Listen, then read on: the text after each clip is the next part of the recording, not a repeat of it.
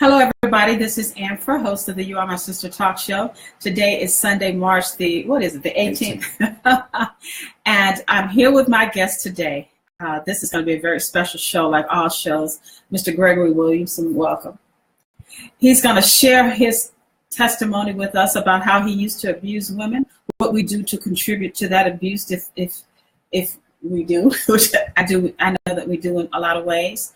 We're going to talk about a very critical conversation that our community and our society as a whole needs to talk about, and that is domestic violence. Every day we turn on the television and the news, we hear about a woman who has been killed or children who have been abused by men. And there's a reason for it. There are a lot of reasons for it. But until we start some dialogue and some conversation and some education and get some understanding and implement some practice and some teachings, the killings are going to keep happening. The children are still going to be abused. Our women are still going to suffer. And it takes people like me and people like you to raise the conversation, to create some dialogue, to get some education and some understanding into our community about why these things happen and get to what we do in corporate America and manufacturing, the root cause.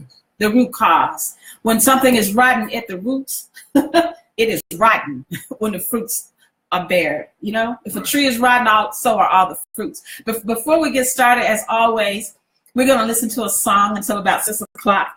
And Gregory chose this song by Player Bobby Womack. And it's called The Things We Do When We're Lonely. Because loneliness is at the root cause of a lot of relationships. We date people out of loneliness, myself included. So we're going to go to that song. We're going to listen to it till after it ends, and then we'll start the conversation.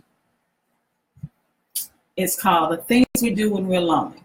What did I do? Here it is right here. Okay. All righty. Let's see. Turn the music up. It's not playing.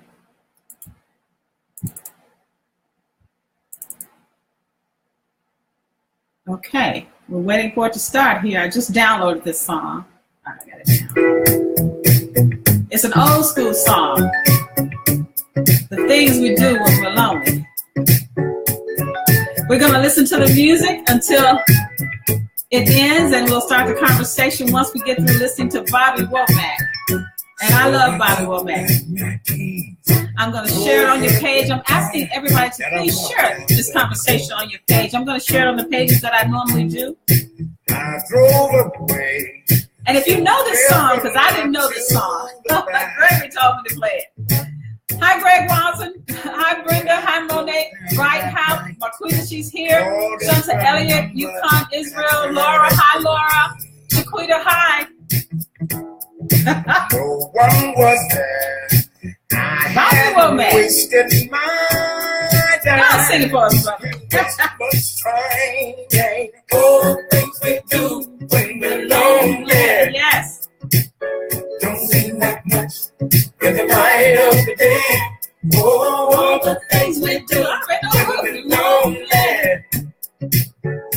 It's how little we all know, because it can't make the hurt go away. Please share this on your page, you guys. Not to care, going through the motions, living in my own.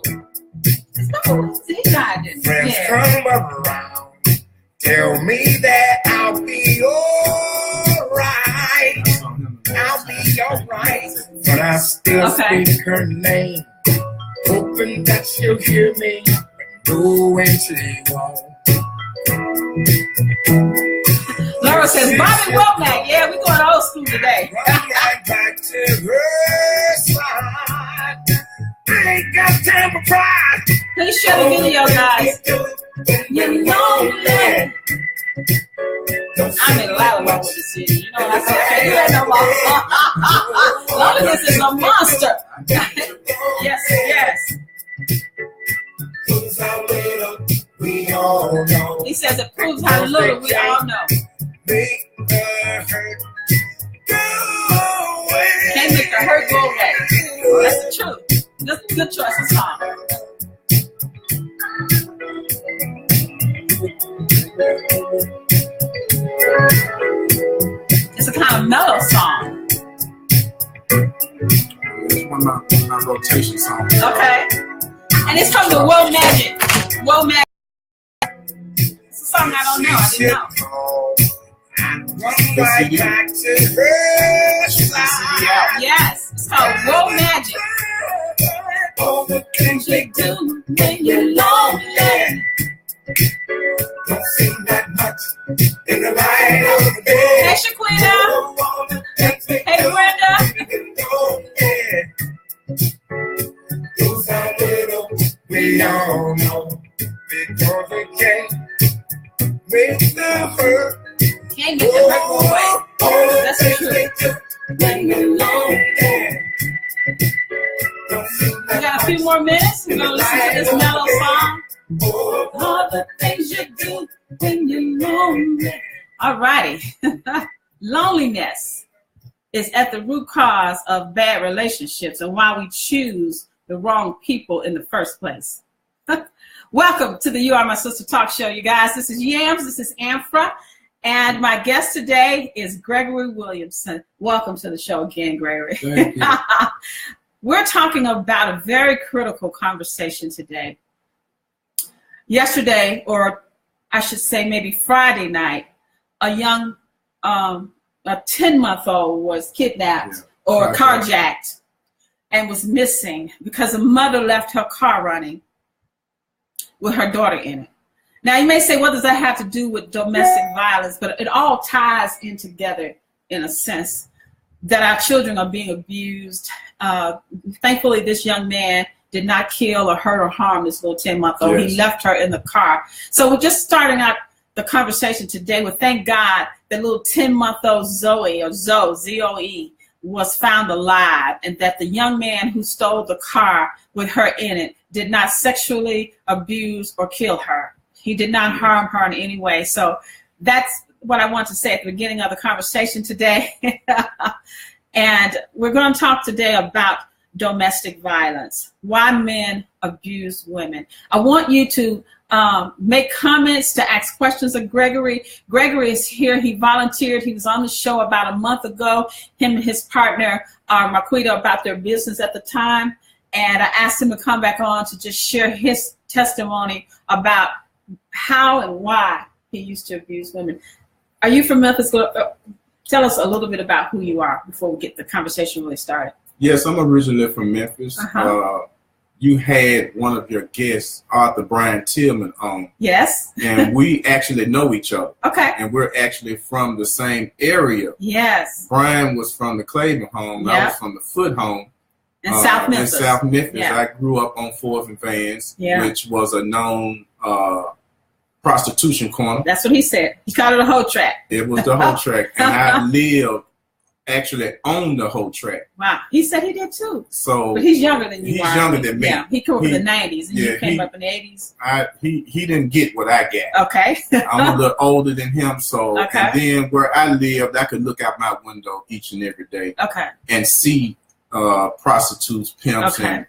and the nature of the business each and every day from 5 years old until I eventually got out of the Foot Home. Okay. But and Foot Homes, for people around the world who don't know, Foot Home is a housing project that's in Memphis. Is it still there? No, they're actually that was the last one that they closed down. Okay. They tore down one half of it, and they still have the other side that they have to renovate. Okay. But before we get started, I would like to say to all of the viewers out there, if there are any that have been victims of domestic violence, let me stand in the gap for the abuser who has never told you, I'm sorry.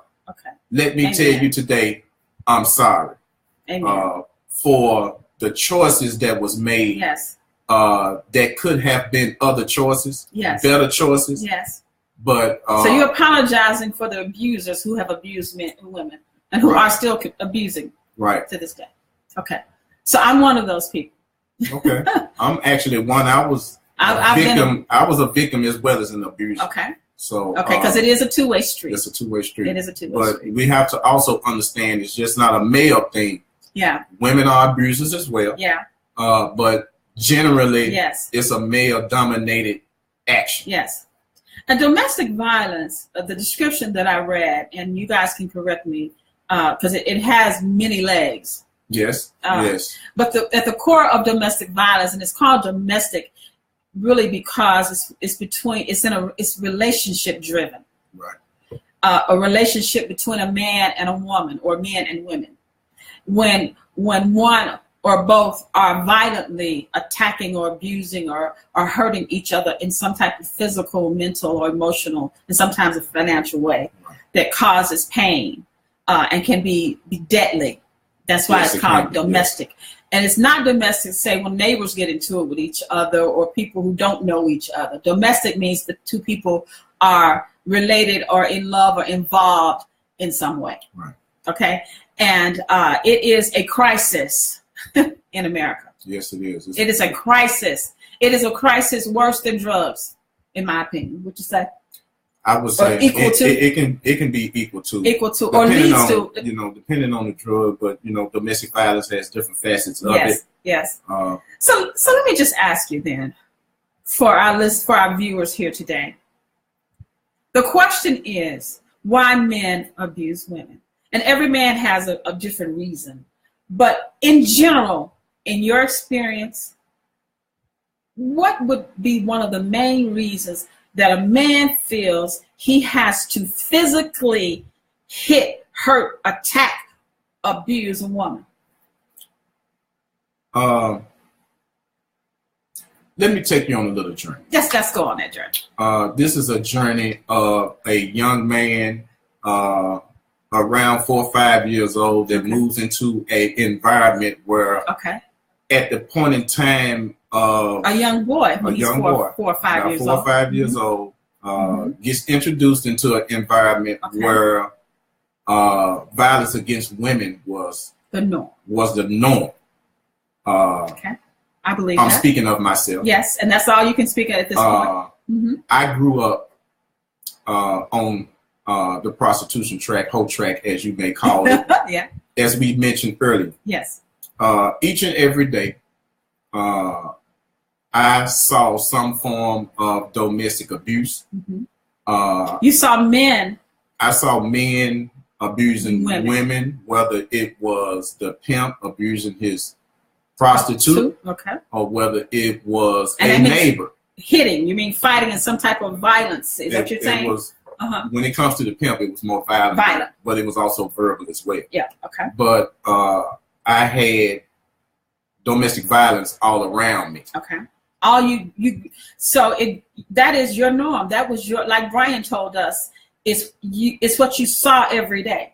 I saw this just about every day. Just about every day. But when you're an impressionable young man and you're growing up in an environment like that, if you're seeing it on a regular basis, you don't know that it's not outside the norm. Yeah. You think it's the norm because it's happening so much. Yes. You're not seeing police involvement to come and rectify that. Okay. Because during those times, people just didn't get in each other's business, and it was the norm for the whole community, the environment. It was the norm for the people that was involved in it. Yeah. For whatever reasons that they stayed in it. Okay. It happened. Okay. So I'm an impressionable young man. I'm seeing this each and every day. Okay.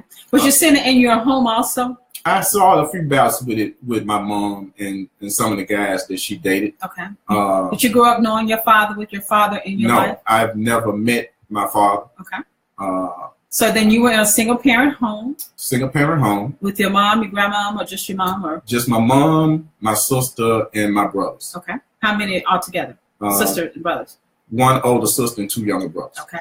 And you saw your mom and her relationships, right? That tended to be violent, or tended to be violent or try to be violent. But when you got 3 boys in the house, we running them niggas off. So, I got you. That's okay. We're real here on You Are My Sister Talk Show. But I grew up in this environment where it was the norm. So we have to understand that with children, yes, you have to understand that kids are recorders. Yes, they are. Video recorders. They're going to remember. They may not say anything, yes, but they're going to remember. They're going to record these events until they get of a certain age. Well, I got to be of a certain age when I started dating girls and all of that. Okay. What age was that? Probably around 16, 17 years old. Okay. And you had, from that 5-year-old little boy to about 15, you have seen men not be necessarily loving and caring and nurturing and providing for women. You saw more of them being abusive. I saw it all. It had the nurturing and caring at one time when there wasn't mad, but it also had the violence along with it. Okay. And one thing we have to know about an abuser, it's not a born behavior. Okay. It's a learned behavior. Exactly. And each environment is different. Yeah. Each abuser is different. You have cases where some guys that abuse has never abused before. Yeah. A certain situation come up in his life. Yeah. And sort of like a trigger. You know, he may have been the breadwinner. And been looked upon with respect. Okay. But lost his job. Yeah. And, circumstances. And not that breadwinner anymore. Certain things are said, and he feels that his manhood has been challenged. Yes. So by him being that dominant person in a relationship, you know, that choice of being violent comes out. Okay. With me. Okay. I started early as college. Okay. So in high school, you never hit a girl? No, in high school, I really didn't date that much. In high school, it wasn't that much. You know, like Arthur Brad Tillman, he was introduced to drugs. So was I. Yeah. I was a drug dealer as well. In high school? Well, yeah, in high school too. Okay. Selling weed? No, I sold cocaine. Wow, cocaine. Okay. Right. I sold cocaine. I didn't sell weed. Cocaine. So you went straight to the pure cocaine. You skipped the whole weed and dollar joints. And, well, you know I didn't even start smoking weed till probably after I got out of high school. Okay. But the introduction to selling drugs came after high school? Came during high school. During high school. So that the pimps and the drug dealers in your area, when you were a teenager in high school, did they try to get you to be lookouts or sell weed or introduce you to smoking it or friends of all of that? I wasn't allowed to even go. Foot Home was a big apartment complex. A big community over there. And, you know, my mom kept me away from that area till I got to a point where she couldn't keep me away from that no more. Okay. So your mother did have a strong hold in your life as a child. Yes. And she had that authoritativeness, parenting in you to know that my mom won't kill me if I go over there. Well, my mom was small in stature. I'm 6'3.5". Okay. My mom is 5 feet tall. Okay. Size don't matter when you're a mama. But she had enough fortitude that if needed be, she would jump up and smack me. Yeah. So you did have the respect and the training and the from your mom. You did have a stable home bringing, even though you were in the midst of an environment where all of this abuse and violence and drugs was going on. Your mother still kept a strong hold. She kept a strong hold on me, but you know, when a young man gets to a point where he's going into a young man, choices are made. Yeah. So okay. I went to. You have to understand that all of these things that I had recorded. Okay, I graduated from high school. Okay, you did graduate. I went to college. You went to college, so you did good in high school, apparently. Had a couple girlfriends in college, and that's where I can remember that it really started to come out. Okay. The bout with control. Okay, control. Because keyword in domestic violence. That is the root word. Root word of an abuser is control. Brother, you just said something right there. Okay. So. So what happened? Give us the scenario of what was the trigger the first time you abused a woman. Well, at that point in time. You're how old? I'm 17, 18. Okay. And still a young man. And my girlfriend might have talked sassy to me or didn't do what did that sister girl thing, or didn't do what I asked her to do. Okay. And that's when all of the things that I had learned that you had seen kicked in. Yeah, that triggered. You got to remember now, when I went to college, I'm leaving high school from being a drug dealer as well. Okay. So your mentality has started to form a little as far as. Yes, and that mentality that I had, remembrance of what I've seen in other relationships, I'm not fully a man yet. Even though I'm doing manly things, my mind still wasn't in a manly state. So I'm going off of what I've seen that pretty much had been gotten away with. Yeah.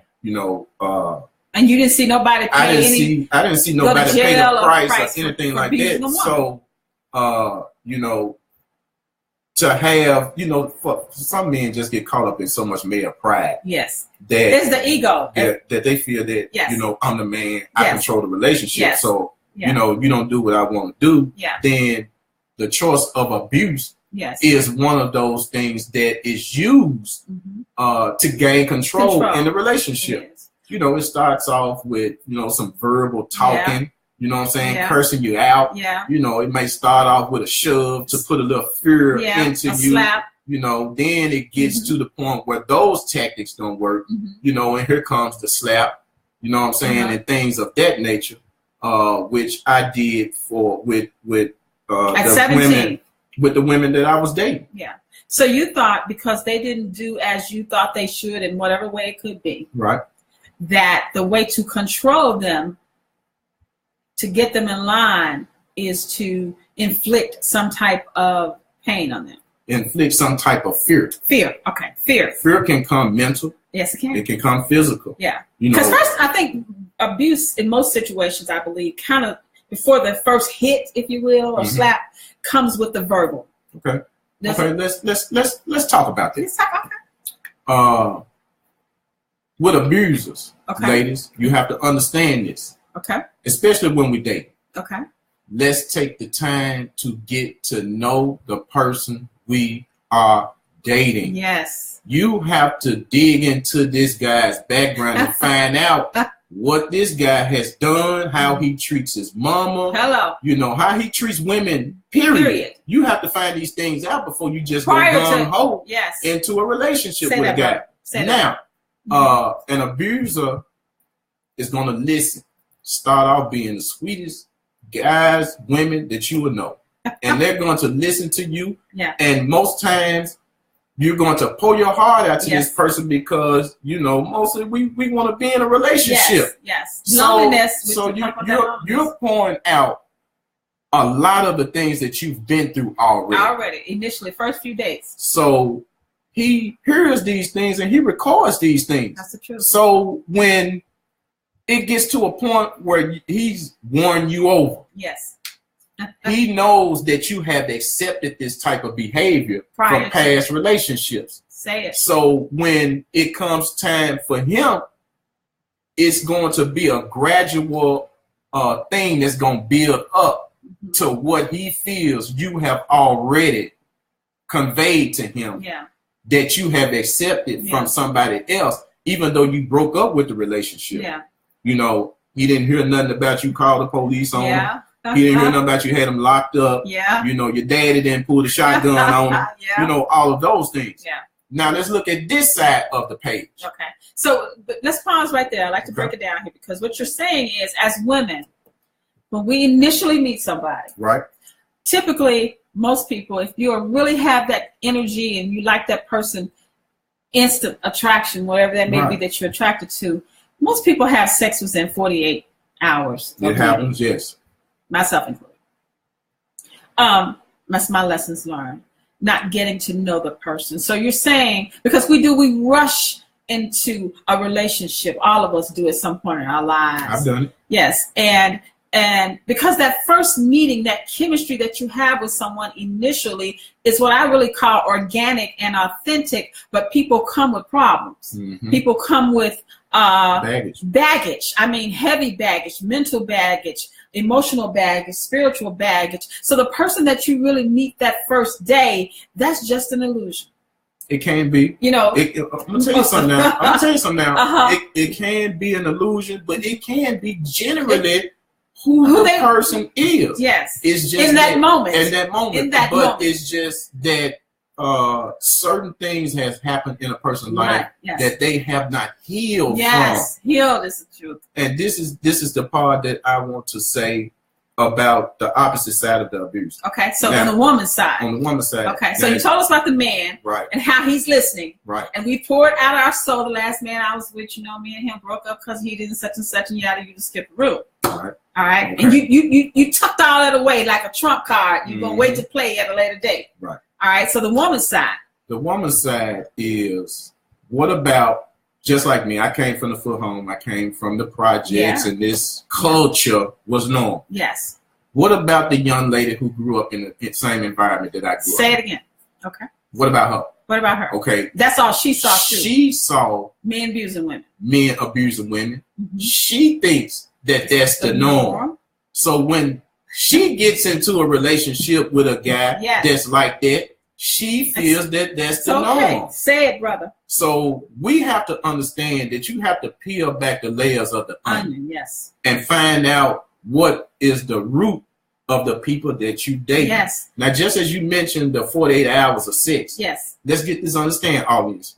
Sex clouds things when you have sex early on in the relationship. Yes, it does. If it's your intention on getting in a relationship with this person that you meet. Mm-hmm. If it's your intentions that you feel that this person has the qualities that you see that I can be with this person. Yes. Why not take your time to get to know her? Yes. Get to know her. Yes. And what's the rush? That's the question that we all have to search inside to find out. What is that rush?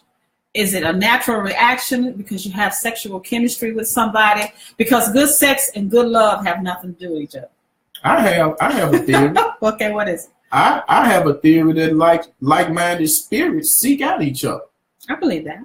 You know, if you got a sexual lust spirit on you, that sexual lust spirit is going to seek out other sexual lust spirits. Because likeness attracts. Likeness attracts. And sometimes it is the good things in people that are attracted to each other. But that attraction is in that moment. We are whole people with a lot more than what you just met, while you were out at the club or however you meet somebody. That first meeting, sometimes I think it is authentic.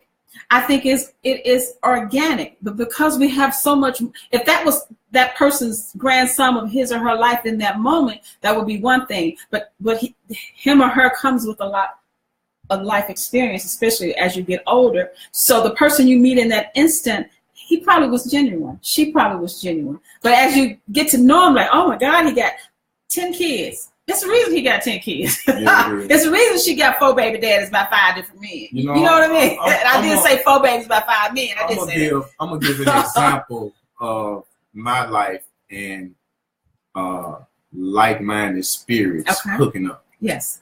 One of my son's mother. Okay. We were both going to college. Mm-hmm. We met. We were attracted to one another. Mm-hmm. Come to find out that the guy that she was dating before me, was an abuser. Okay. Now, here it is. I sold drugs, so I was smooth with it. Were you a heavy drug dealer, seller? I wouldn't say a heavy drug dealer where I was selling keys, things like that. I didn't never get to that level. Okay. So me starting to sell drugs, it was really just a whole project boy. Project boy who wanted to get some money to buy some clothes. That's where it started from. And we're all gifted with talents and skills. Yes, we are. Just so happened that my gifts and talents and skills that God gave me the opportunity to really make some money selling drugs. Okay.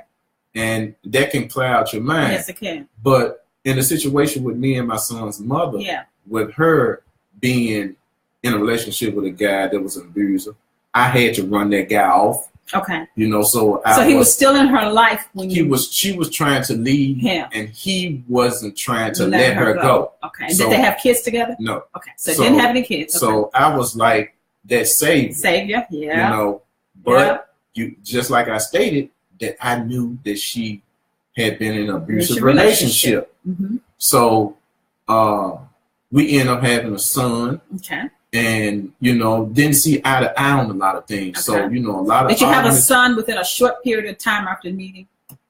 Did the relationship go pretty fast in the beginning? Yeah, it did. Mm-hmm. To be honest, yeah, it did. Before you really got to know each other? But I don't think we had our son that fast. Okay. It may have been a year within the relationship. Okay, that's kind of fast. But... we had started not seeing eye to eye, and things had got to a point where we were arguing a lot. Mm-hmm. And then it got to a point where we had started to get physical with one another. Okay. You know. With you invoking the physical? With both of us invoking the physical, because remember now, she was dating a dude that was physical, and she got with me. Now she's going to do the same thing. Yeah. So in hindsight of it now, where I am now, I can pretty much see where she was. I'm not finna be, no, we finna go edit. You know what I'm saying? I've been through this with the other guy. Now here you come. Yeah. So she's in defense mode. She's in defense mode. And you know, thinking every guy is gonna abuse her. You know, so this is a situation where I became a victim because one time we got to argue. Okay. I was in a van that I had. And we got to arguing, but it hadn't got physical. Mm-hmm. But because it had gotten physical before, she decided that she was going to strike first before I got a chance to strike. Yeah. And hit me upside my head, and I got a scar on my head right today. I'm not laughing. No, it's fine. I have no problem with you laughing about it because, you know, I've been delivered from it, so I can talk about it. And that situation had got to the point where we got to argue, and my son he came out of the room and seen us arguing and started crying. Yeah. Me, I just did not want my child to see that. Yes. So I decided to walk away from the relationship. Okay. Caused a lot of strife with co-parenting. Yeah. But my son didn't see his father abuse his mother. You know, so that was one thing that I did not want him to see. Yeah. And that was a situation where, you know, past abuse in a relationship, meeting up with somebody who was an abuser. Okay. So, what would you say? The form of abuse that you have done has it been to several women? Yes. Several relationships you've been abusive? Yes, it has. We're going to pause right here and just say hi to some people because people are saying things right now. Okay. I want to just take a moment here because we're going to have a long conversation here today and recognize some of the people who have signed on and may have some comments. I stopped off with Greg Walton says hi. Amfra Shaquita Ford says hi. Hey, Brenda Austin says hi. Laura again says Bobby Womack. My friend Sybil Satterfield from Indianapolis has joined. Dennis Taylor has joined. Dennis, you said in a comment on the promo that someone just walked out of the store. Was you talking about someone that just walked out of your store that is an abuser? Let me know that. Sybil says the BBO peers are coming. I don't know what that means, Sybil, but thank you. Classmate Alberto Lowe. Neil has joined. Zoe Hill. Terry has joined. Sybil says, is this a matter of narcissistic personality disorder? It can be. Can be. It can be. It can be. It can be. I think it has a lot to do with narcissism. And narcissism is when a person is so full of themselves. That everything is about me. Yeah. So, yeah, it can be. It can be. It can be. I think it's probably rooted a lot in narcissistic personality disorder. Actually, Sybil, I think that's something we're going to talk about in another conversation too about the narcissistic relationship. Angela Rogers has joined. Tasha Jones has joined. Trisha Henderson has joined. Hi, Trisha. She's a guest that's been on. Laura says domestic violence is between intimate partners. Mm-hmm. It's usually sexual intimate partners, she means. Sheila Rutherford Allen has joined. Dorothy Bowman, my aunt in Detroit, thank you. Sandra Hicks, Monique Menashe has joined. Clifton Boone says hello. Do you know any of these people? Your folks? That's one of my guys. Hi, Clifton. Mario Johnson, you know him? Hi, Mario. Thank you for joining and watching You Are My Sister Talk Show. Marcus Fitzgerald Brown has joined from Binghamton. Thank you, Marcus. Go Mustangs. Sheila Refford says that is so true. And Laura says so true about what we've been talking about. Shaquita Forrest says, I did the same thing. Second one tried it, got his head bust. So Quita, you done bust a man's head before for trying to jump on you and trying to be abusive to you. Robin Allen has joined, and my sister Cindy says hello.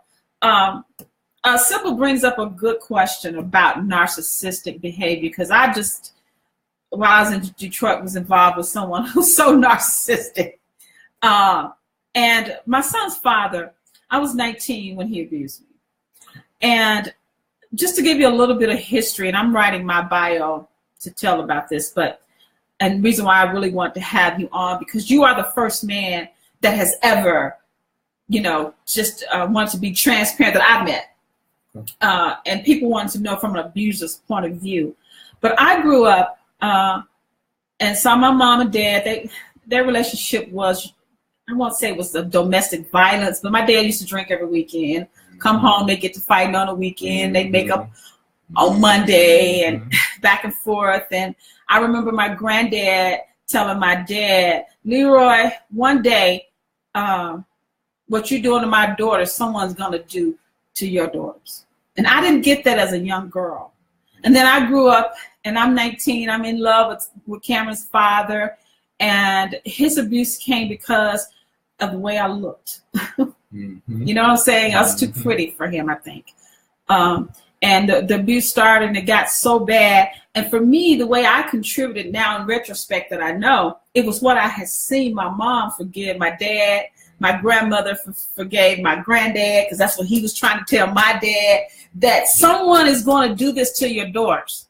Man, right. If you don't want someone to abuse your daughters, you have got to respect women and not abuse them, because your daughter is going to get the same thing. Yes. It is a generational cycle, a generational curse. And so when I met Cameron's father and he was abusive, the first day that I met his mother, she had 2 black eyes by a man that she was dating. So now that I understand why he was an abuser, and my contribution to the abuse was because I saw my mother keep forgiving my dad and my grandmother. You know what I mean? And that goes back to what I asked about. What about the young lady who grew up in the environment that saw the abuse and felt that was normal? Yes. So when she gets into her relationships, she doesn't realize. Yes. This is something that I want to know. Yes, come on now. Let's think about the signals. The signs that starts in the relationship that allows you to know that this person is gravitating toward this kind of behavior. Yes, come on, give us some. Because we show it. Yes, I'm an ex-abuser. We show it. What are those signs?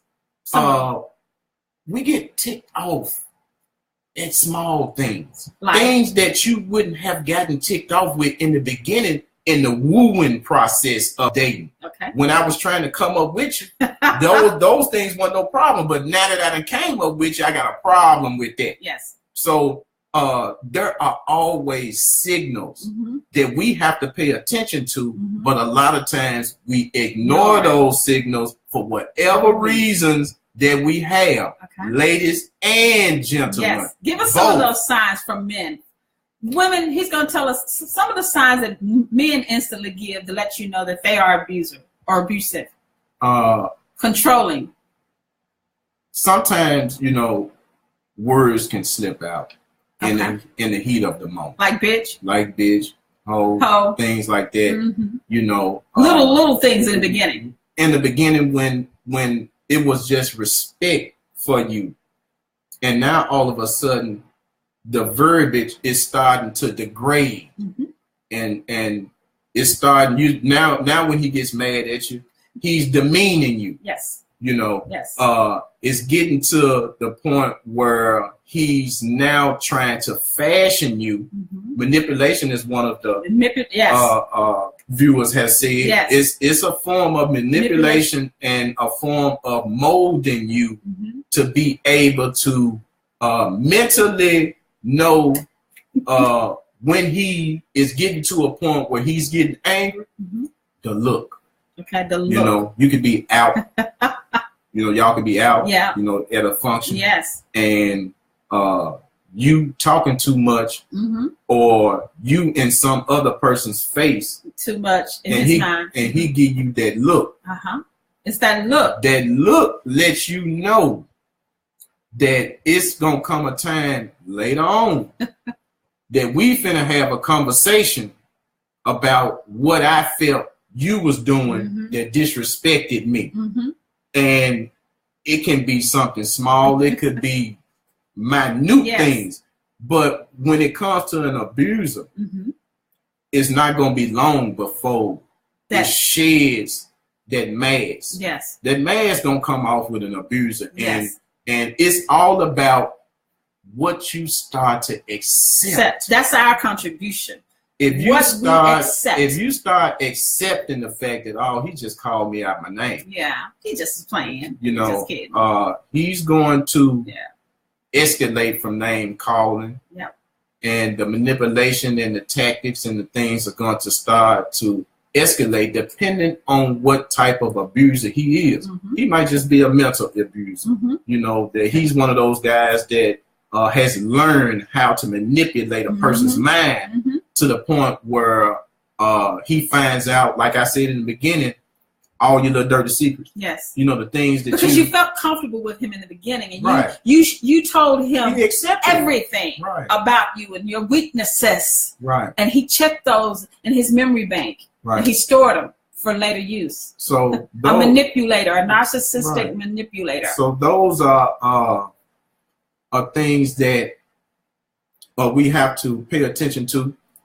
Another thing is I advise everybody when you're dating and you've been in a relationship for a minute, mm-hmm. man, go by the kinfolk's house. One thing I've learned, okay, kinfolks gonna find a way to let you know about your kinfolks that you date. Yeah, especially the women in the family. And you truth. Dating that nut in their family. They love them to death. But girl, if I was you. But I'm gonna tell you, are you sure yeah. you want to date him? They ain't gonna just come out and say that this nigga gonna whoop your butt. Yeah. They know what he gonna do. Yeah. He starts off Prince Charming. Yes. But he turns into the big bad wolf. Yes. So we have to pay attention to the signs of escalation yes. of what we feel is disrespect. Yes. And if we don't address those things immediately, yes. not look past them, yes, but immediately address those things, then we're starting to build a situation yes, that's going to be explosive. Yes, it is. And deadly and fatal. I'm just saying that, you know, you can put up with so much. Yes. And a situation to come up where you done got fed up. Yeah. And you end up stabbing, shooting, killing, mm-hmm. something like that. Mm-hmm. But if you've been experiencing abuse throughout the relationship, mm-hmm. but you never had a trail of abuse, mm-hmm. you can be charged because it ain't no evidence that this type of stuff has been happening. So you haven't called the police, you ain't told nobody. You ain't filed an order of protection, restraining order, yes. none of those things. So when you shoot and kill him, then it looks like you just shot and killed him out of a one-time thing. Right. And you know, the law gonna interpret it yes. how they see it. Yes. You know, they ain't gonna just take your word for it. He been beating me up. But what you said is so true. And my sister Cindy's on here, and she always has this quote that has stuck with my mind. You talk about the signals, the signs in the beginning, things that you should be aware of. And Cindy always says that we ask God when we meet a new man mm-hmm. to give us a sign mm-hmm. if he's a good man for us. Mm-hmm. He puts it on a billboard and we still ignore it. Thank you. And so it is in the getting to know. And you talked about family. My friend Sybil says, when he tells you how his daddy treated his mama, that's a good sign. That's the truth. That's a good sign. When he tells you about past relationships that he's been in, where the woman did this and the woman did that and blah, blah, blah, and blah, blah, blah. Listen to him, because he's listening and took notes of everything that you told him. You need to take some notes and put it in your mind that he told me that him and his baby mama got to fighting or this and that. There's more to that story. And I have a saying that I believe, and you tell me what you think about this. Women, when we get into relationships, the woman that's going out of the relationship needs to talk to the woman that's going into the relationship. There is some information that they need to share. And really, truthfully, the same thing with you guys to a sense, because I believe that when we share our experiences, people don't just break up for no reason, really. You know what I mean? And if he was such a good man and treated her and the kids right, why are they breaking up? Well, I wish you luck on trying to get that to happen. I know. We don't want to talk to each other. Most of the time, we don't want to do it. It's like you just mad because I'm with him now, or I'm with her. I'm the prize possession. And you just saying some stuff to try and mess things up for us. Yeah. So, sometimes people have to find out for themselves, which is, kind of bad. Yeah, but, it is. Now, another comment we have from Shaquita Ford says, thanks for being transparent. Interested in knowing before the end of the show what changed you. We're going to get to that too, Shaquita. Sybil says, you better preach. Family will let you know. Family will let you know. And Sybil always says, Amber, you better preach. But the new woman thinks we are bitter. That's what we think. The new woman said, oh, she's just bitter because he don't want her no more, and I'm the one for him. And we have this competition over men that is so superficial. You know what I mean? Yeah. But we need to exchange information. We need to respect each other. Period. Number one, respect ourselves. But domestic violence is killing right now as we are filming live this show today, the Yams Talk Show. There is not just one woman right now. Right. There are many, maybe thousands or hundreds of thousands right in the moment that we're speaking right now that's being violently killed or beaten or abused, or children abused. It is a crisis in our country that only we can cure the crisis. No one's going to come in and save us. We've got to educate ourselves. We've got to learn in our culture to teach our young girls, and most importantly to our young men, how to respect themselves, love themselves. So when young boys know how to love themselves and to love their mothers and their grandmothers and their sisters, and teach them what love is and how to love a woman, how to treat a woman, how to be a man. The answer to the crisis is knowledge and education and implementation of that knowledge and education. You know what I mean? We grow up in a culture that teaches us nothing about relationships. I want to ask the audience a question. Okay. What is the important factor in getting into a relationship? Is it the fact that her or him is financially at a place that we can get together and we can make some things happen? Build some things? Okay. So I'm going to get with this person. Okay. Or while we date. Or is it important for you to have your mate be your friend? I think it's important to be friends with the person that you're dating, because they're going to have your best interest at heart.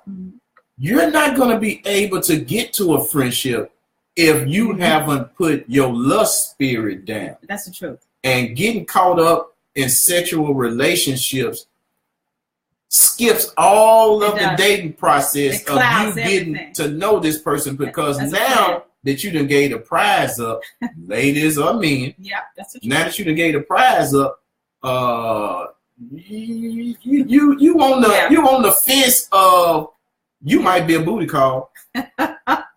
And now that I done got what I wanted, I ain't just really got to be with you because you showed me how easy it is for us to lay down So it's easy for you to go out and lay down with somebody else. And so for women, myself included, I had to analyze and get very introspective with myself to understand, because I haven't dated a lot of men, but every relationship that I've been in has not been healthy for me.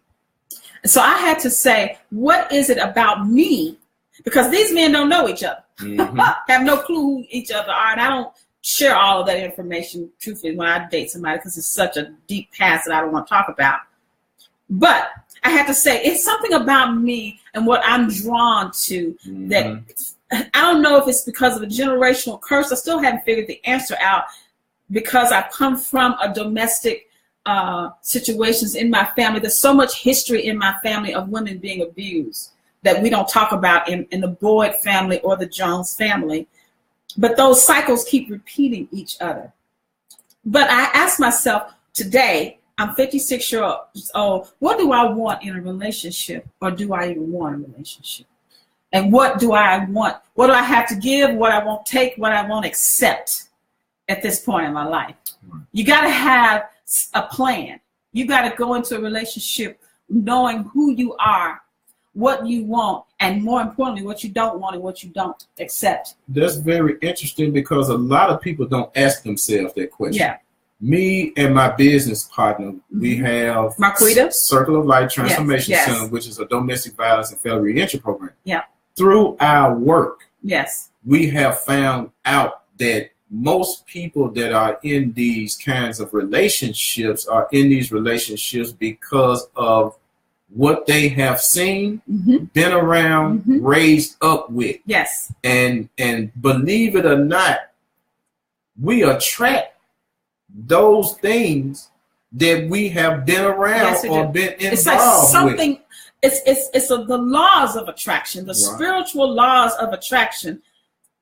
Some of us keep attracting the same type of men and the same type of women and the same type of relationships. Probably most of us do. Yes. You know what I mean? And so you've got to look at yourself and know these signs and symptoms. Actually, one of the symptoms, the root cause of my relationships problems was loneliness. You know, I went 10 years without a relationship, so I finally meet a man I'm attracted to, bam. You know what I'm saying? But I still make the same mistake prior to the 10 years that I was dating. And so loneliness is a monster for women, because for men and women, men never are alone, really. They always, you know, when they get out of one relationship, they haven't already started one, they almost, you know. Let me speak on that. Speak on that. You would think that men are never alone, because it's easier for us to jump from woman to woman to woman to woman. Yeah. But you have to understand, after we get out of that bed, you still lonely. We still lonely. So why do you do it? Because it's just we haven't brought under control that which self-control, which is in us to be conquerors. And us not coming to full understanding as men about what it takes to be a man. Being a man doesn't mean that you knocking over women like bowling pins. That's a good analogy. I myself can be transparent to the audience today to say that I was a serial hoe. I can admit. Raise your hand, son. I used to be a serial hoe. I was a serial hoe.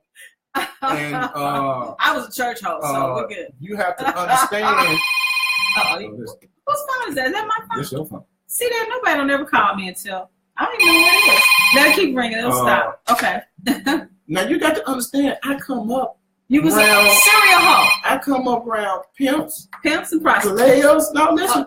Pimps, players, murderers, robbers, every kind of criminal dude that you can have. I came around it. I did not have my blood father ever in my life. So where did I get a dad from? I got a dad from all of the old cats that was in my neighborhood, and I've always been the kind of person that observes. So I listen. I'm listening to everything that they said they got away with. He got away with. He got away with, until I pieced me a daddy together. And just so happened, I pieced a hoe of a daddy together because that's all I was around was hoes. You know what I'm saying? I was around pimps, players, everybody was hoes. So what was I gonna be? I turned out to be a hoe just like them. You know, I made the choices to act out those same things that that was successful to them. Yes. And I did that. But one of your audience people asked, how did I get out of it? What did the change come from? What changed you from being a serial hoe, right, to now a motivational speaker and a person that's using his life to help other serial hoes? You probably need to start Serial Hoes Anonymous. It's going to be crowded in that group. I'm going to tell you that now. Okay, they have to first come to acknowledge that they are a serial hoe. I truly believe that I had a Paul moment. A Paul in the Bible? Paul in the Bible. Yep. Road to Damascus moment. Okay. God felt that I had experienced enough things in life that he could use me and my experiences to help others. Yes. Now, I'm going to show you. You always hear the phrase, God sure got a funny sense of humor. Yeah. Well, I'm a product of a funny sense of humor by God. Okay. I met my business partner. Okay. 3 times at my business. Okay. 3 separate times of the day, all of that. Okay. But God used the woman of God in her. Yes. To be able to bring me back to him. Okay. And at the moment, just in a conversation over these 3 meetings. It was not a conversation over the 3 meetings. She was going through something as well. Yeah. And at that time, I heard God tell me, you're not going to be with her like you have been with the other women. She has another purpose in your life. And I heard that loud and clear. And she'll tell you this. Yeah. So from that, we started to forge a friendship to the point where it's 9 years later. And we are best friends. Yes. And we have an organization together. Yes. But he used her to get me back to him, which got me back in church. When he got me back in church, he took me through some changes where he placed me around powerful women of God. Okay. Now, I love that. These powerful women of God would not allow me to be anything other than a gentleman, to have respect for women. And God did his thing to show me the things that I've done in my life that was wrong toward women and how I think when it comes to women. Now, as Paul states in Philippians 3, I don't tend to have this all together. No, you're still working for I'm not sitting up here saying that I'm an expert at this. Okay. I'm just trying to perfect the things that I have been weakest in. And just so happened, God has given me a mission to do that with the various things that I'm doing in my life right now. Yes. So what I love about your transformation. Yes. From serial hoe. Yes. Self-proclaimed. Yes. Serial hoe. Is that it took a woman. Yes. And women. Funny sense of humor. For you to say, I'm not going to mess up another relationship. I'm not going to mess up. Because what I've learned is the same lesson. I'd rather be your friend for life than your lover for a few minutes or a few hours or a few days or a few weeks. Because women, we are teachers. And I don't care what anybody says, that there's an African proverb that says, and I know it verbatim, but when you teach a man, you teach a man. When you teach a woman, you teach a village. Because she's going to share her information and help to heal the whole village instead of just healing yourself like most men do. and heal a few people. Women, we are healers when we have ourselves together, when we know who we are, and we don't fall for the okie doke. It takes us some time to get to that point, because we all are contributors in the abuse in some way. And I know one of my viewers wanted to know, how do women contribute to the domestic violence? But women, I'm here to tell you, as a woman, we are contributors. Not that we are contributors in wanting it to happen to us. We're contributors in that we're repeating the cycles that we've seen in our families, in our environments. And so we're contributors because we think it's okay and it's in our nature to forgive. He won't do that no more. He apologized. He cried. He begged. You know how men can do. And so we're so forgiving, and we're so, instead of saying the first time a man hits me, I'm out the door, we forgive and we say, and so then the cycle builds and it builds and it builds. So that's how we are contributors to it. We don't want it to happen.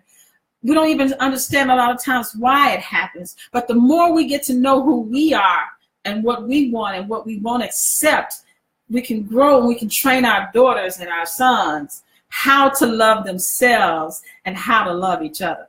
And we have to understand that whether we want to admit it or not, we have enabled a person to gain that kind of control over us by accepting a lot of the things that you know in your gut, that when he did that, when she did that, you didn't like that. Yes. But you look past it and try to be forgiving of that, you have enabled this person to feel that I got away with that. Yes. So now I done got away with that. She's going to accept this. Yes. So now I got something to build on, because with abusers, once they get old and that manipulation tactic don't work no more, oh, he's got to go up to another level. It escalates. It's got to be something that's going to have more of a control hold on you than what it was. Let's give you some examples. Let's give some examples. Okay. Ladies and gentlemen. You need your own show. Let's give some examples. Just come to it. Is. I believe that. You want to give your man your car. Say it now. Drop you off at work. Me too. I've done that. You give him the bank card, give him some gas, give him some weed. Give him a little coochie. You know, all that. You know, you want to make him feel like he the man by giving him these things, instead of sitting down with him and help him figure out what he needs to do for him to contribute to the cause of this relationship, instead of enabling him. Yes. Why is it when women are so giving? Because that's in our nature. Yes, it is. Okay, it is in our nature to nurture and love and give. Why is it that, and we do it out of the most genuine kindness of our hearts? Why can't men? Why do men abuse that? Why can't they appreciate that, respect that, and then become contributors and become? Why is it always they take that and use you? I didn't have no example. Okay. I didn't have no example that showed me how to appreciate a woman that was going to help me and have my back. Yeah. Now, mind you, me, I'm sitting up here giving you examples, but I'm actually talking about me. I got you. You know, a lot of these experiences that I talk about is experiences that I have went through. I done been that guy that the keys have been given. Then gave me the money to hang out all day and do whatever I want to do. And then when you get off work, then we gone home and we're a couple again. Yeah. I don't have to feel that I need to go get a job. When you are enabling me. Well, how does it affect? Okay, so you're the man. Yeah. Right? You have this egotistical, narcissistic personality that you're the man, but the truth is a woman is taking care of you. So how in your manhood state of mind do you feel like a man when you are using a woman? Because I got a mama. You my mama. Say it. So you don't want a woman, you want a mama. Well, I'm going to tell you something. it's like this. If you have turned into being my mom and don't hold me accountable as a man, then I'm going to take the mama. We're going to take what you give. And you don't feel less than a man for taking from a woman. That's what I don't get the mentality of. But you got to understand the development of who this man is. Okay. If he hasn't had the foundation to believe that all men go to work, all men provide, you know, we are great husbands, we're great boyfriends, we're great men of God. If we haven't come up in that environment, and okay, there are men of God that do the same thing. Listen. Just like I was a hustler and I was selling drugs. Okay. Why can't I be a hustler of women? Of ding-a-ling. Oh Lord, I was a hustler of ding-a-ling too. I got my onion is a big old onion. So you got a lot to peel. I got a lot of layers that I done did from coming up in the projects and having those experiences. Yeah. See, I'm gonna tell you something. See, Arthur Bryan Tillman, he said a lot of truth about how we come up. Yes, those things were true that he was saying. Yes, it is. He's coming back on too, and that's my guy. Yeah. But you know, you got to understand that in that environment that we come up in, everybody had their little niche of what they did. Okay.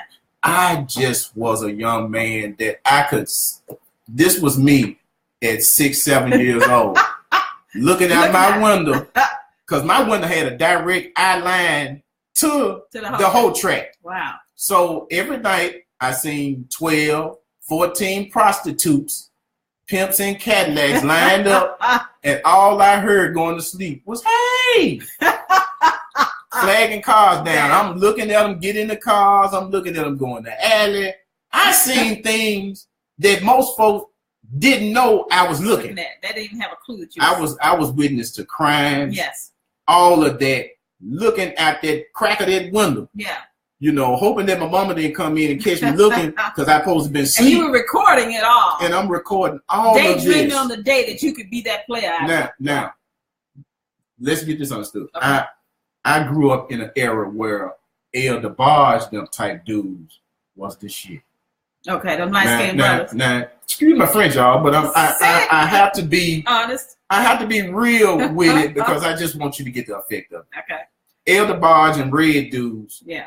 Was it back then. Yeah, in the 80s. A little chocolate dude like me, I was considered ugly. And looking back at my pictures, I wasn't no ugly dude. I'm just sorry. I wasn't ugly back then, but it was because of how society looked at it and said lighter skin was better, darker skin wasn't. That hadn't changed much. Here it is that when I got the opportunity to get that drug money in my hand, now I'm a whole nother beast now because I got money. So now you have power. I got power behind all of the things that I've learned. I got game. I got money. So now I'm dressing. Okay.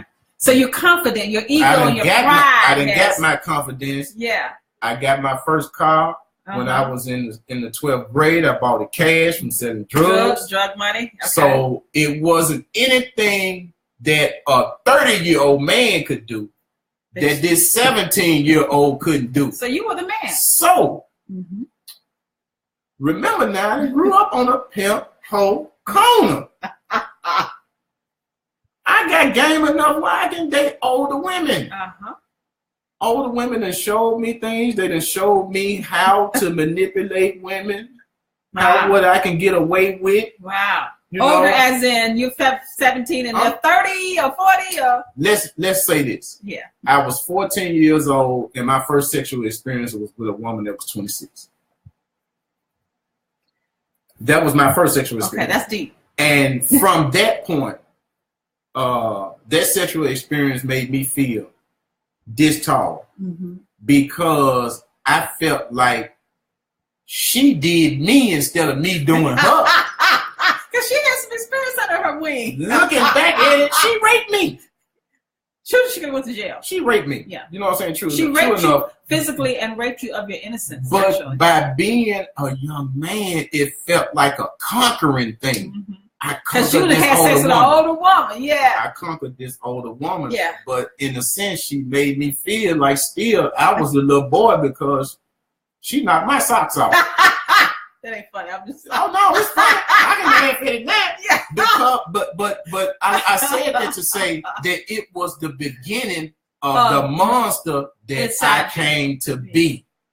Because at that moment, I made up my mind and I said that ain't now another woman gonna have me caught up like that again. I'm gonna be doing the catching up from now on. So you made from that first sexual encounter, you became a changed young boy at that time. Like, okay, she got me, but that'll never happen again. Right. Okay, I get you. Let's take some more comments here. Cindy, my sister, says, Gregory Williamson, the truth shall set you free. You are free. You are free. Robert L. Jameson from Memphis. He lives in California. He has joined. Dr. Jameson, hi, how are you doing? He says, hello, y'all. This is good stuff. Keep up the good work, brother. God does anything but fail. Thank you, Robert. Fred Pledge has joined. My coworker Gloria Malone Burton says, women contribute to abuse when they allow it, and that is the truth. Thank you, Gloria, for joining. Sybil says from Indianapolis, forgiving and enabling are not one and the same. Why do you say that, Sybil? Tell us why you say forgiving and enabling are not one and the same. Trisha Henderson says, thank you for your transparency, Mr. Gregory Williamson. Thank you for this topic and for board. Thank you, Trisha. Thank you. Darlene Phillips says, security blanket. Yes. Thank you, Darlene. Sybil says, let's see, what does she say? Love me some. I think they're supposed to be something else. Yes, we got you. Praise God. Yeah. Some doc talking or something says. Praise God. And Silver says, the secret if the older woman. The secret of the older woman. She did rape you. Yes. Yes, she did. Voluntarily, you were raped. Yeah, I was volunteering in that situation. Yes, you know, she didn't attack you, but she still raped you of really your innocence as well as your physical. Right. This is a great conversation, you guys. It is 7:09. That's how fast time goes. We're going to talk a little bit longer here because there's so much to cover. And I'm going to have you back on because we're going to have this topic as an ongoing subject because I'm tired of seeing women abused. And we've got to educate our sisters as well as our brothers because educating the women and the men have no one to talk to. And that's the greatest purpose to me that God has given you, to stand up and help men understand why they do. I would like to say that God has blessed me and my partner, Makudo, the ability to be able to now teach a behavior modification class within the prison. Okay. And with that work, we have found out so much information about how abusers become abusers, why they abuse, and how they feel about being an abuser. Everyone has different circumstances. Yes, it does. But the root of it is what we found out, and what I teach on is going back as far into your memory that you can remember that you started seeing abuse. And what early age did you start seeing abuse? For me was 5 years old. Okay. But I mean, you're saying to people in the prison that you're talking to. For abusers to start to understand that their actions are wrong. They have to first understand, where did these ideas start to be planted in your mind for you to act out on it. Remember now, abuse is a learned behavior. It's a learned behavior. You're not born that way. Okay. You know, so you have picked up traits down the road, and when you have come to age, you have acted out on these things. Yes. You know, we've had some of our people to speak on how they witnessed mom and dad and boyfriend go at it Yes. Mom bust his head. Yes. He broke her arm, and broke her leg. And now that he has gotten a girlfriend, he has found himself doing the same exact things that he saw when he was younger. Yes. So we have to educate. Yes. Keyword. And we have to be able to have programs like me and Miss Odom have to be able to modify this behavior and get men to getting back to being the protectors, the nurturers that we are supposed to be. Whether we want to realize it or not, in the Black culture, this has been generational for a long time. Slave masters treated our people very badly. Yes. And those slaves saw this action. And as tragic as it was, they saw how our women allowed the slave master to have their way with them. So when they would rustle up at us, we use the same tactics that the slave master used on us. And that behavior has followed us generation through generation to the point where we are notorious for keeping family secrets. Yes, we are. We don't tell our young men, our young women that Uncle Charlie did this, you know, your daddy did that. We don't educate them. We allow them to, excuse me, we allow them to, we allow them to grow up and get out there and have these experiences and not have any idea of where this behavior come from. And you know, embarrassing or not, does not make you a bad parent because you went through some situations where somebody chose to hurt you or treat you wrong. But you do owe it to the children to be able to educate them to a point to let them know that this behavior is not right. And if it's never addressed, like a lot of the young men that I've talked to, if this is never addressed, 9 times out of 10, they're going to repeat this behavior. At one point in time in their life, a situation is going to come up where they're going to use that tactic. And I would say to mothers out there, and me as a mother, when my son was growing up, because his father was abusive to me, I made it my life goal to watch for the tendencies in him and to watch the relationships that I had around him. I actually stopped dating when he was about 8 or 9 because I was like, he's going to repeat not only what he's inherited from his father, because jealousy is one of the other things we haven't talked about that men have. They are that jealousy trait that is deadly. When a man is jealous of a woman's beauty, of her financial status, of her social status, of her physical appearance, I'm glad that you brought that up. Jealousy is what triggered the domestic violence in my relationship with my son's father. So I watched those tendencies in my young son Cameron, and he had them from the time he was a little bitty boy. You know, and so I instilled in him, if you ever hit a woman, and I know about it, me and that woman gonna whoop your ass. I've told him that for 34 years now, but I didn't just tell him threateningly. I've sat down from a little kid to talk to him about respecting women, about how you treat me as your mother and how you should treat other women. So I wanted to educate him not only about the domestic violence potential that he had to be, but his alcoholism in his family, because there's so many generational curses that our young men and our young boys, they don't get any education. Y'all don't get any toys to nurture, help you learn to be responsible and things like that. So as mothers, single mothers and single fathers, or parents who are together, educate your children at a young age. That young girls, teach them to love their bodies, that they are sacred, not to give their vajayjays to just anybody. You know, it starts at the youngest age that you can teach them.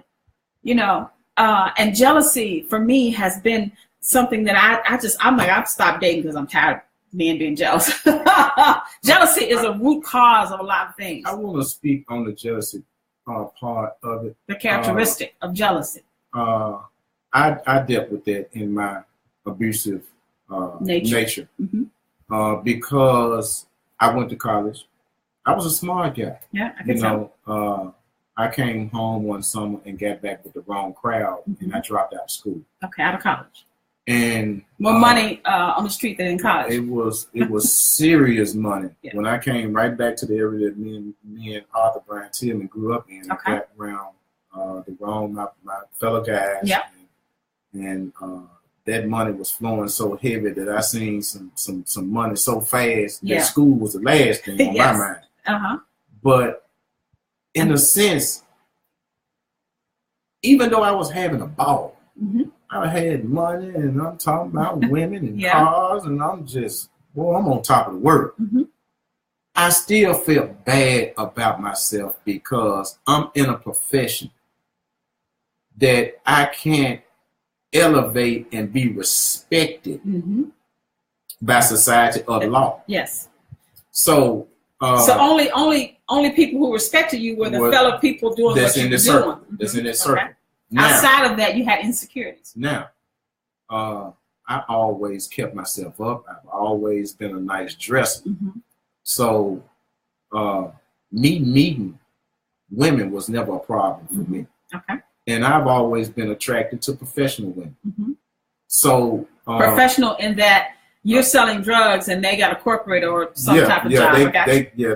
They got real nice jobs. Yeah, I got you. And stable and independent. Okay.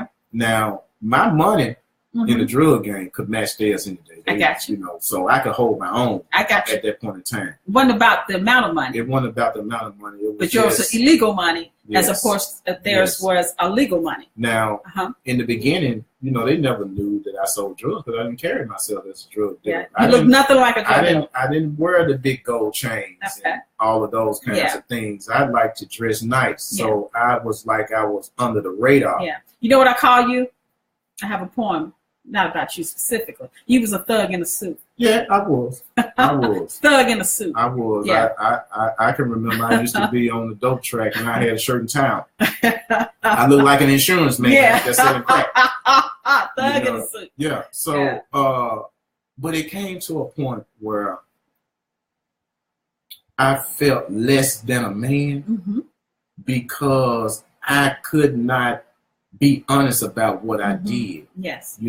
I couldn't. Yeah. I've always wanted to do other things with my life, mm-hmm. but because I was caught up in the street game. Mm-hmm. It's hard to get out of it too, isn't it? It's hard to let it go.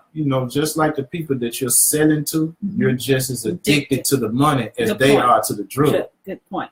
So I can remember times where I was with several women and they had nice jobs. I'm talking about nice jobs. Yes. Where I should have been. Yes. If I had stayed my butt in school and graduated and did what I supposed to have did. Yes. But because I got in the streets, I got arrested, mm-hmm. got felonies on my record. Yeah. I can't. I'm a smart guy. Mm-hmm. I just graduated from where I should have graduated back then. I just got my my bachelor's in psychology. Mm-hmm. Finna go back and get my master's in family and marriage counseling. Mm-hmm. But for the fact that I was not able to get a job that I felt I was deserved to have because of that felony on my record, it made me jealous of the woman who loved me. Yes, because she had a stable future. She took care of her business. I just didn't take care of mine. Yeah. And that jealousy caused what? And that jealousy caused a relationship to eventually end mm-hmm. because I just wasn't transparent as I am mm-hmm. now mm-hmm. about the things that I felt that I could never accomplish. Yeah. I could never match her. Yeah. What is it about men? And I want to say hello to Wanda Liggins. Hi, Wanda. She says she shared the video. Hi, Wanda. Thank you for joining. What is it about men? Because jealousy is a lot of the reasons why men are abusive when women are successful. Black men in particular say that, you know, now why they don't date us and they don't want us anymore and all that is because we are too independent and we are too successful and holding it down, you know, all those things. What is it about a man's ego that can't handle being with a successful woman, whatever success that may be? What is it? And then it causes strife within you guys to want to abuse or use us in some way. We have gotten to the point where society's view of the black man. Mm-hmm. Let's just call it what it is. All righty. What is that view? That view of the black man that no matter how talented that he is, mm-hmm. he will not get the chances that nowadays that educated black woman in corporate America. In corporate America. I agree with you. You know, you're gonna kill two birds with one stone with y'all. You're gonna get a female and a black and a minority. Yes. Okay. You know, and even though you're being underpaid in that position, yes, we are. We're not gonna get that position unless we take care of our business. Mm-hmm. And a lot of times, you know, we just need to grow up. So then why would you then, because you are not coming up, you know, what makes you still be violent towards us because we are holding our own and independent and financially stable? And what makes you want to strike out to us? Implosion. Okay, tell us what that means. Implosion is that anger and self-rage. It's the self-pity that we have about ourselves. And we look at our women, mm-hmm. and we're jealous that our woman is getting the opportunities that we not getting. Okay.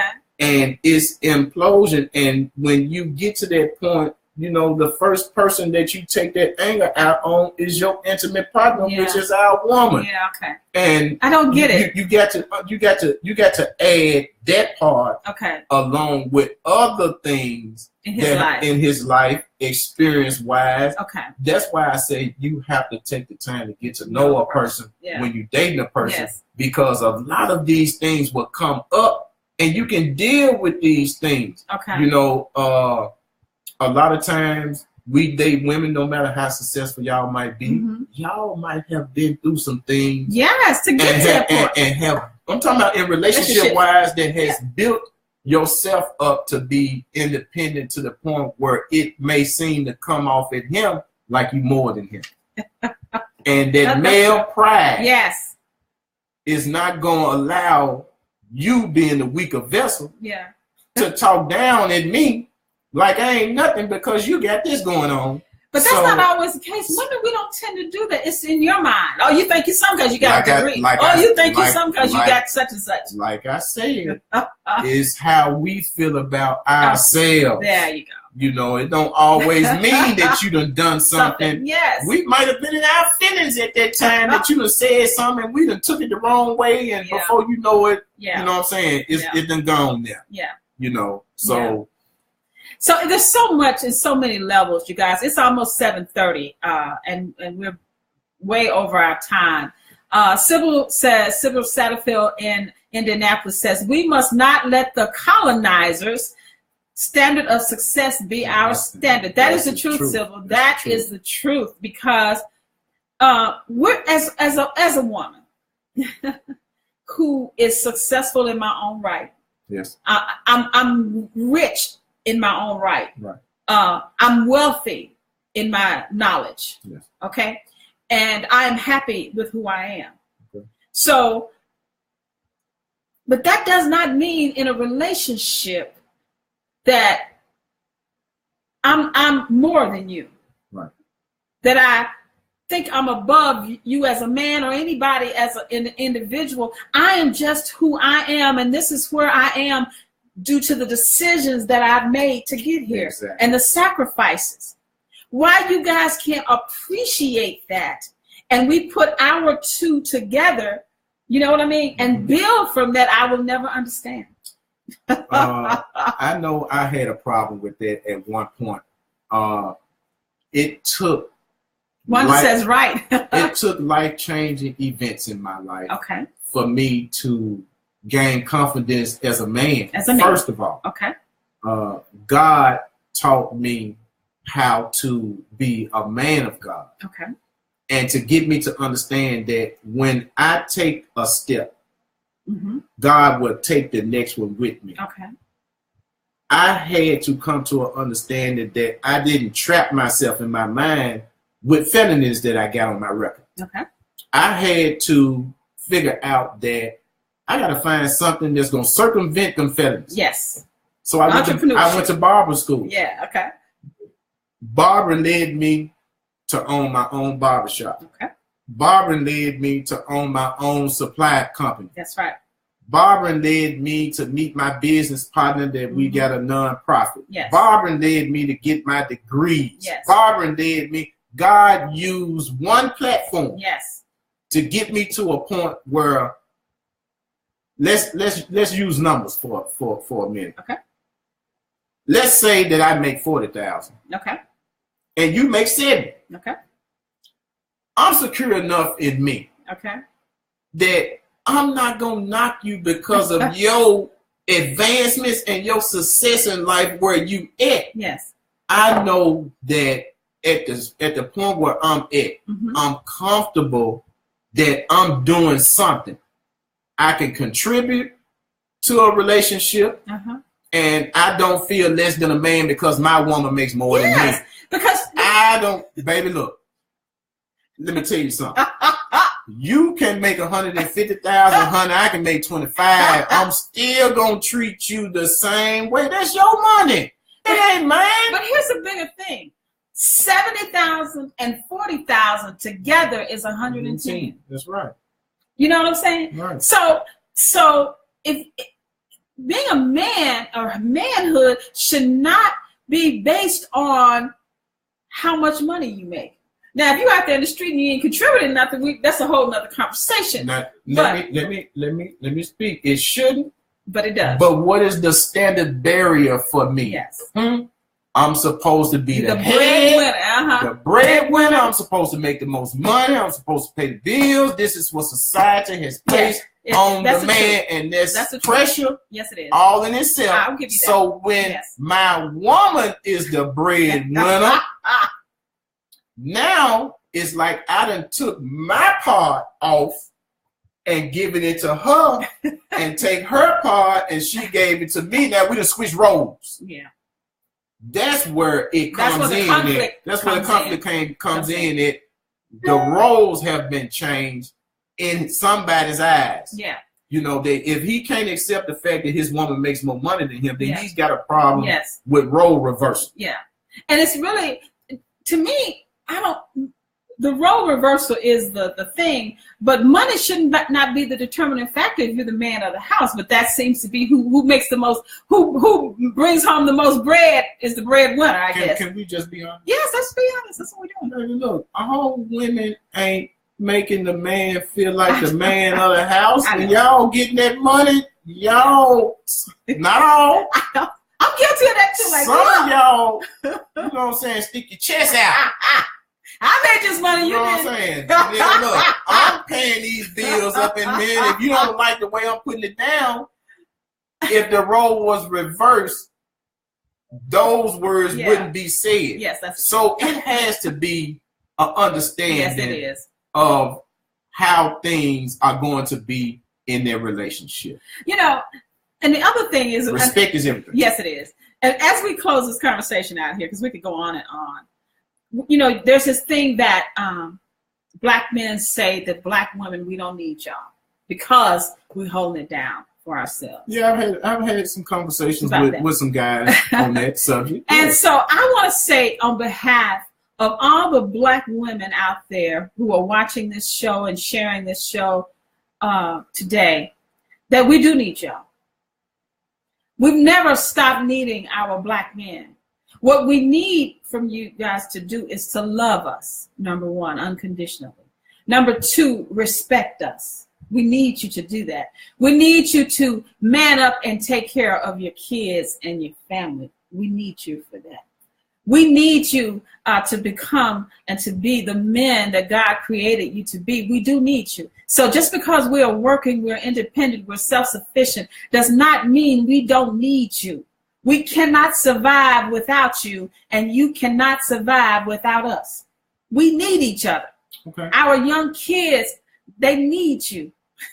We need our Black men. So we have to change the dialogue, change the conversation, change the expectation that just because women are strong and Black and beautiful and independent and self-sufficient, we still need our Black men. Don't we, sisters? We still need you and want you. We don't want you to lead us. We want to walk beside you. You know? I can totally agree with that. And Lord forbid if we can come together as Black men and women, yes, and understand the dynamics of how we need each other and what needs to be done. Yes, I think that our culture will take a turn. Yes, that we're struggling. Yes, to have. Yes. I consider myself as a king. Mm-hmm. My brothers consider themselves as a king. Mm-hmm. You're not a king unless you have a queen.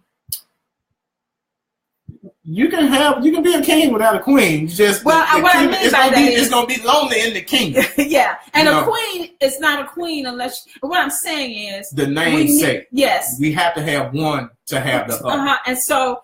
And we are all kings and queens. We have just got to join the kingdom together and help to raise the village. You understand? We got to be more concerned about the village. We got to get over a lot of hang-ups. Yes. We got to release the hurt. Yes. We got to remember the good in us. Yes. And let's move forward.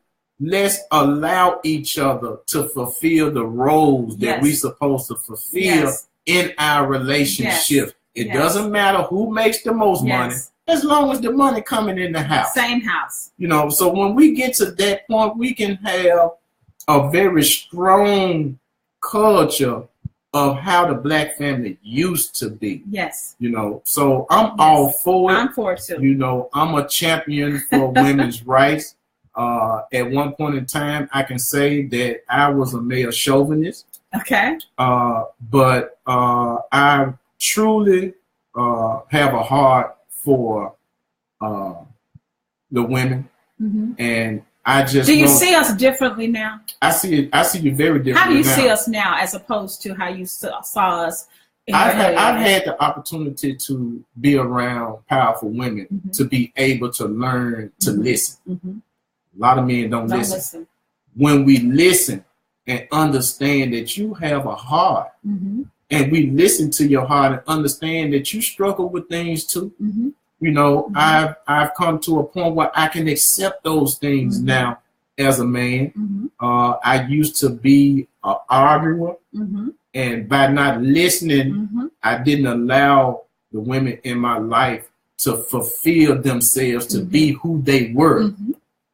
I wanted them to be who I wanted them to be. Exactly. And we do that as women as well. But now I can truly say that I can accept my woman for who she is as a person. Yes. And allow her to be that person. Okay. You know, and I have learned how to step back within my male pride. Okay. To allow her to grow. Okay.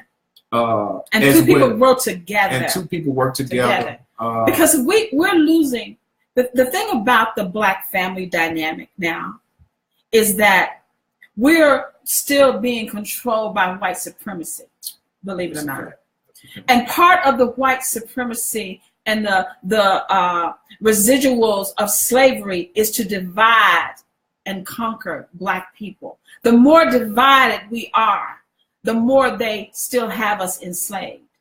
And so what greater way to divide people is to divide their families, divide their culture, divide them by color, by hair, by skin, by complexion, by status, by finances. There's so many ways we are being divided that we are truly conquered almost. Yes. But the more we can come together, the more we can put the differences. They even divide us by religion. You know what I'm saying? Yes. So there's so many divisions in our culture that we can't come together. But what we're doing here today is saying, you guys, we've got to put the silliness aside and do some self-reflection, some self-evaluation, some self-control, and some knowledge of oneself.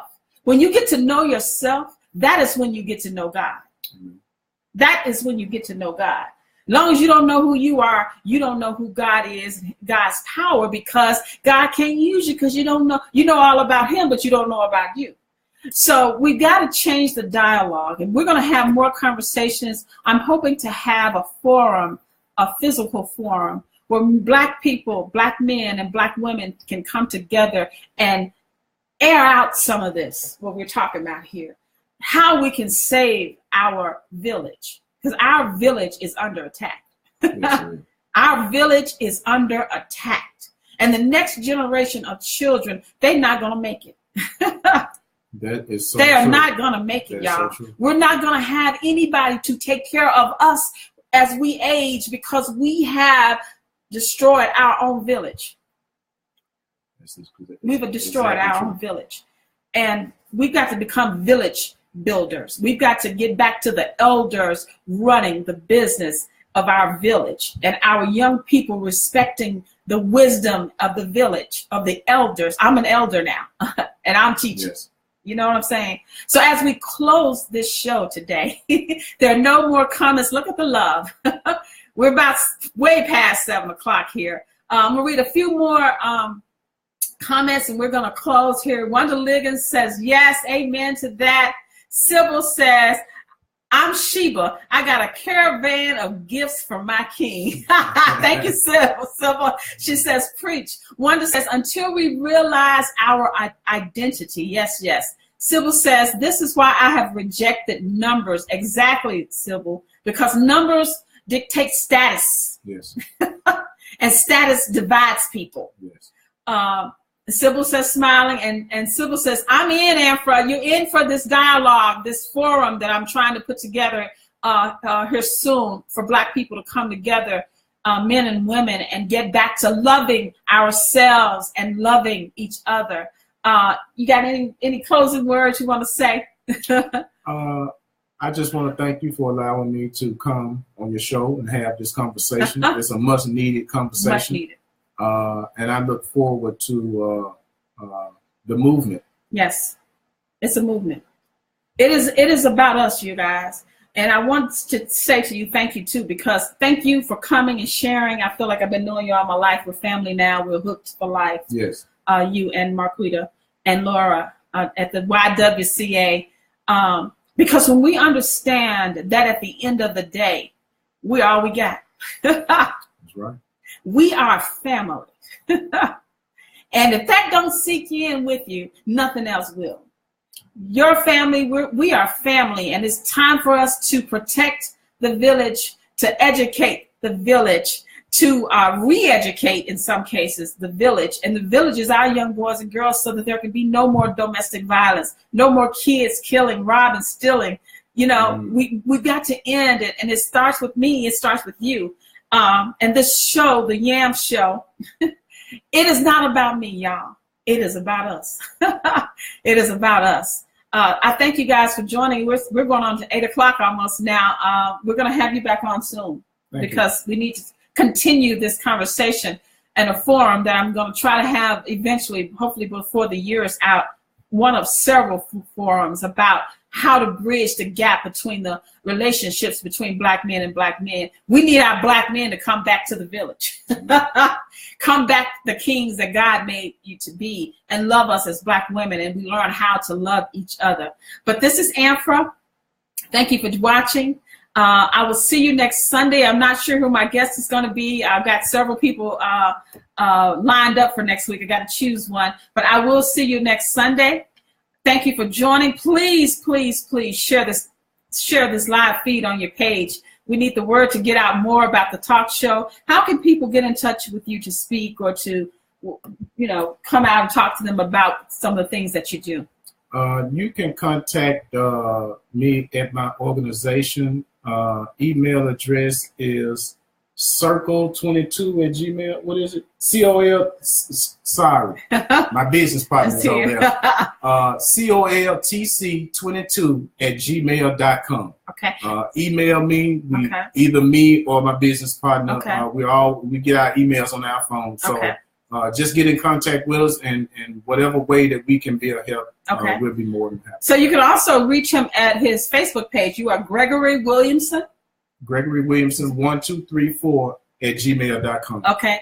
Or inbox you on Facebook. Or inbox me at Gregory Williamson. Befriend him. Follow him. He has a lot of good stuff that he has on his page. You go around speaking to people, and I see you do a lot of that, don't you? Yes, I do a lot of speaking to victims as well as to abusers. Yes, to abusers. Abuse is real, y'all. Yes, it is. It's real. Thank you, guys. It is about 7:40 here in Memphis. Thank you, guys, so much. I will see you next week. This is Amphra at FIG Productions, where we don't employ people, we empower them. Thank you, guys, for a great conversation. See you next week. Share this on your page, please.